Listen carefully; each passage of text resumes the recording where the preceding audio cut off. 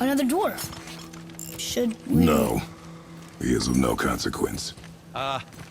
Excuse me, but, how did you come by that, axe? That is my concern alone. And, while I won't dispute that, I know that blade. It was one of ours, but, we didn't make it for you. Step aside. I can't. See, the woman we made it for, well, I am quite fond of her, and I would be somewhat displeased if it turns out that you did something to her. It was my mother's. She left its father before she died. Faye's dead? I'm very, very sorry to hear that. God of War Ragnarok is coming soon, and as the last game in the series Norse Era, it'll have a lot of major plot points and threads to wrap up. And central to pretty much all of them, or close enough to all of them, is going to be a character that we've never actually physically seen. Kratos' wife Faye, or Laufey, which is her full name, dies before 2018's God of War kicked off. Find your way home. You are free. And there were no flashbacks in the game where we could see her regardless. And yet, she was a crucial element of the game's story, and undoubtedly will remain crucial in the sequel story. Who exactly is Faye though? What is her story? How did she become such an important character in spite of having zero screen time, except briefly as a corpse and then repeatedly as a small bag of ashes? That's exactly what we're going to talk about here in this feature. The stave's broken there. Did you cut those down? She hand marked the tree she wished used for her pyre. Why'd she do that? Calling Faye one of God of War's most interesting characters would be a bit of an understatement. That's not just because she continues to be an important part of the story throughout the game, in spite of having died before it begins, though that's certainly a big part of it. Another thing that makes her so fascinating is the fact that there is so much more to her than we initially believe, with significant new details about her life and her past coming to light in bits and pieces throughout the course of the game, as well as the fact that, as is revealed at the end of Kratos and Atreus' journey, so much of what happens after she died was set in motion by actions she had the foresight to take before her death.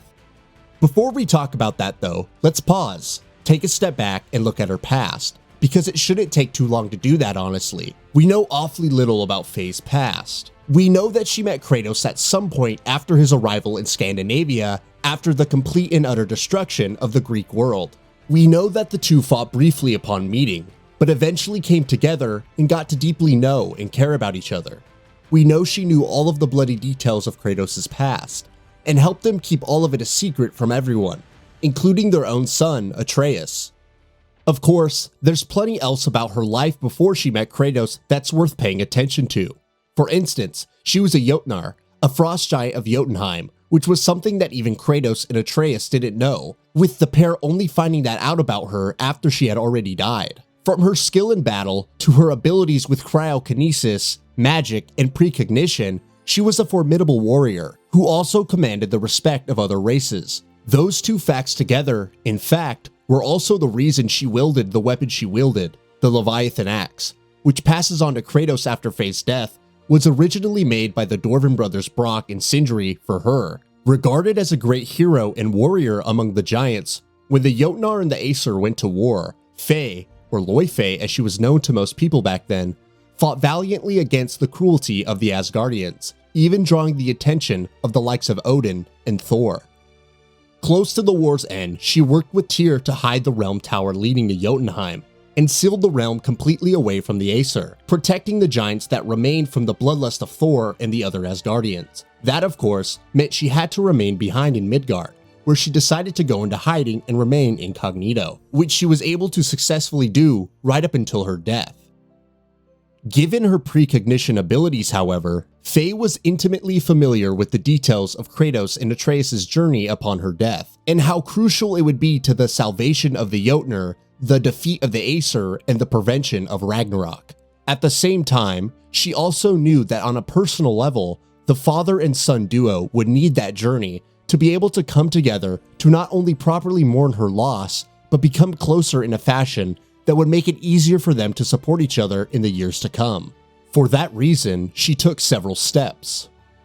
For starters, she asked Kratos to cut down very specific trees around their little shack with which to build her funeral pyre. Unbeknownst to Kratos, these were trees that she had used to cast protective wards on the area around their house that had allowed her to remain undetected and hidden from the Aesir for so many years. And it is exactly because Kratos cut down those trees and because those wards were broken that Baldur came to their house. While initially Kratos and everyone playing the game assumed that he had come looking for him, Baldur had actually come in search of the great frost giant warrior, Laufey.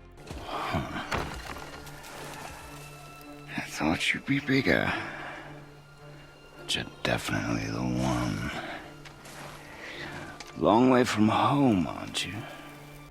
In addition to that, Faye also placed markings throughout the realms with which to guide Kratos and Atreus on their journey. This bit is more of a game design thing than a story thing, honestly, and it's not something that the story itself calls a great deal of attention to.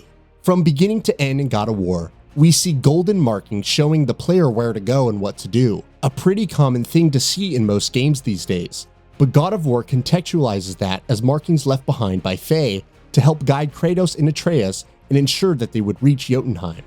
That, after all, is why she tells them to scatter her ashes on the tallest peaks in all the realm, so they could get to Jotunheim and learn the true nature of her past, and more importantly, the true nature of Atreus as Loki and what role he will have to play when Ragnarok rolls around. And Ragnarok is almost here. The world-ending event is edging closer in the next God of War game, and Kratos and Atreus are apparently going to try and stop it. Given everything that's happened in the story so far, and where the story seems to be headed from here, it's not exactly a wild guess that Faye will continue to be a vital character. It's unlikely that we'll see her again. God of War Ragnarok is using the same no-cuts camera as its predecessor, which makes the prospects of flashbacks a little dim. But we're going to hear about her quite a bit, and we'll be learning a great deal more about her life and her past before she met Kratos.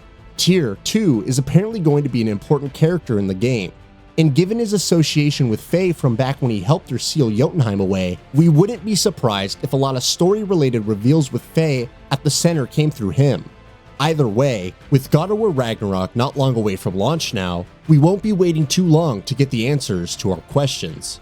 That's all for now. If you enjoy what you saw, please hit the like button. And if you're new to the channel, now is a great time to subscribe. We upload brand new videos every single day. After subscribing, don't forget to enable all notifications by clicking the bell icon. Thanks for watching this video, and we'll see you next time, right here on Gaming Bolt.